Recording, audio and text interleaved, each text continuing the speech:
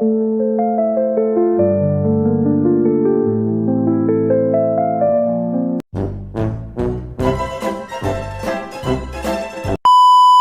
lah. Tadi Yusuf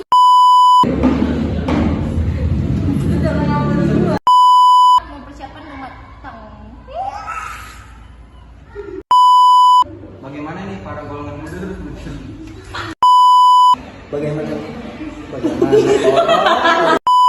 dan nggak lulus dalam Kami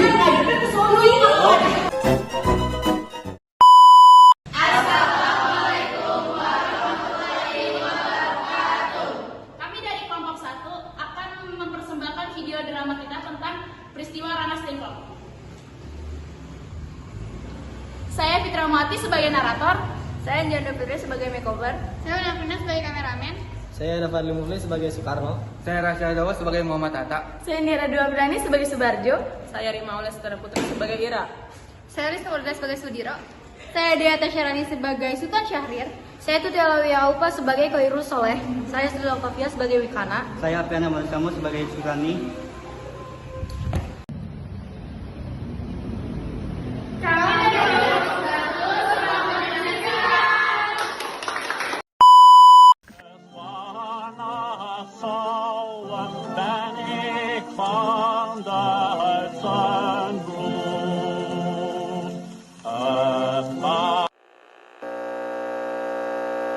Of Japan and the Japanese government and the Japanese Imperial General Headquarters to sign the instrument of surrender at the places indicated.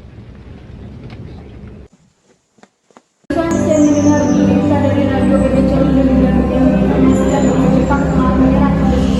Itu berarti Indonesia akan terjadi kekosongan kekuasaan. Kalau begitu, kita harus mendesak golongan dua, terutama Bung Karno, untuk segera memproklamasikan kemerdekaan. Sebenarnya itu Jepang sudah tidak ada, bukan ada lagi di negeri kita. Kita harus maafkan momen ini. Betul sekali kawan. Kemerdekaan itu adalah hak dan persoalan rakyat yang harus segera diproklamasikan. Mari kita semua meminta itu selama demi mata untuk segera memutuskan segala hubungan dengan Jepang. Kalau begitu, Bung Karno dan kalian harus pergi ke kediaman Soekarno untuk sampaikan kabar ini. Saya dan lainnya akan memerintahkan anggota pemuda lainnya meliput kekuasaan dari Jepang.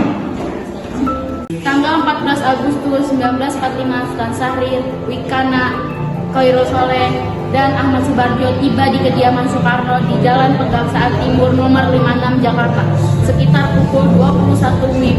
Keduanya menyampaikan hasil-hasil keputusan rapat.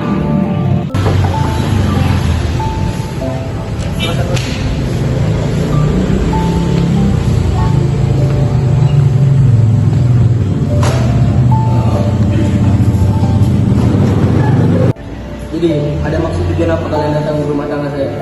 Saya mendengar bahwa Jepang telah menyerah pada suku dari radio BBC dan kami pada golongan muda telah mengadakan rapat dan hasilnya kami akan memerintahkan dan menyetujui bahwa Bung Karno dan Bung Hatta harus segera menyusun kemerdekaan Indonesia.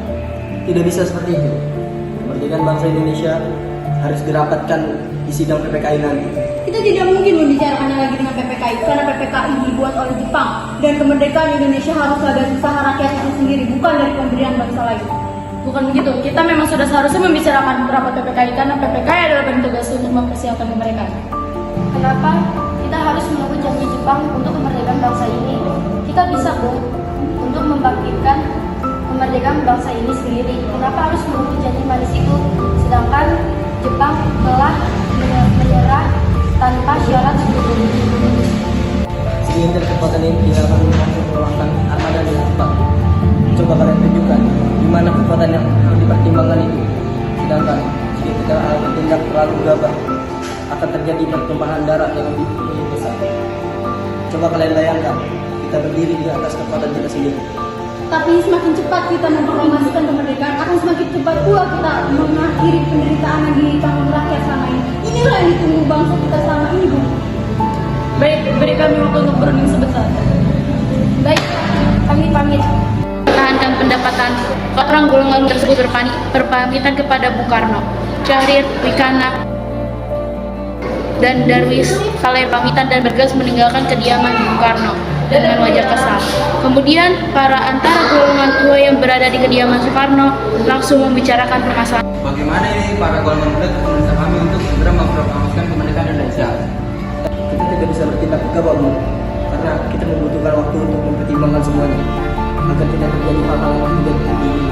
Menurut saya sekarang kita akan menghadapi sekutu yang hendak menguasai negeri ini. Selain itu kita akan membahasnya pada hari 18 Agustus mendatang. Kalau mereka masih muda, pemikiran terlalu pendek, kita harus ke depan, persiapan dengan matang. Kalau tidak, bagaimana kita bisa menyelesaikan? Berarti kita semua sudah setuju. Usaha para pemuda dengan juru bicara Sultan Syahrir untuk membujuk Soekarno agar segera memproklamasikan kemerdekaan mengalami kegagalan.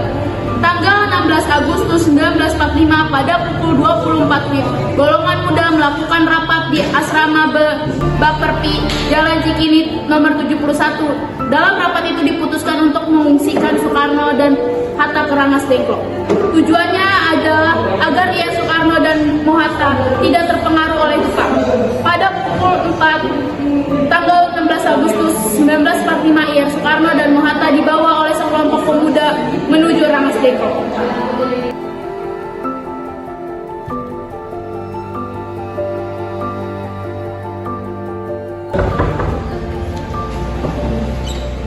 Assalamualaikum. Waalaikumsalam. Wah, ada apa ini? Kami kesini berniat untuk bawa Anda dan Hatta ikut kami ke tempat pengasihan. Ikuti kami saja, Bu. Tempat pengasihan, apa maksud kalian? Ya, kami akan membawa kalian untuk diasingkan agar terhindar dari ancaman atau bentrokan kepada rakyat dan Jepang. Baik, kalau seperti itu kami akan ikut. Sebaiknya Anda membawa Ibu Fatmawati dan anak Anda untuk menjaga keselamatannya. Itu ide yang bagus. Saya akan mengajak mereka. Mari, Bu. Apakah ada yang punya?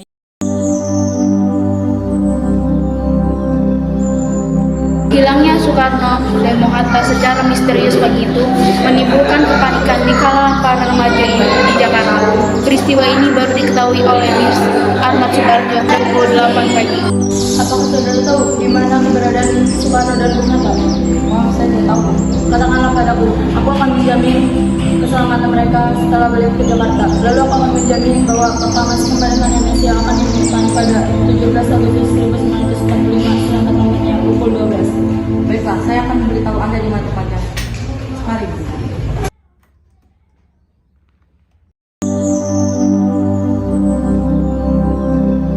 Setelah mendapat beberapa kesepakatan, diutuslah Wikana untuk mengantarkan Ahmad Subarjo dan Sudiro ke Rangas Dengklok. Setelah sampai di sana, Ahmad Subarjo akhirnya menjemput Soekarno dan kawan-kawan.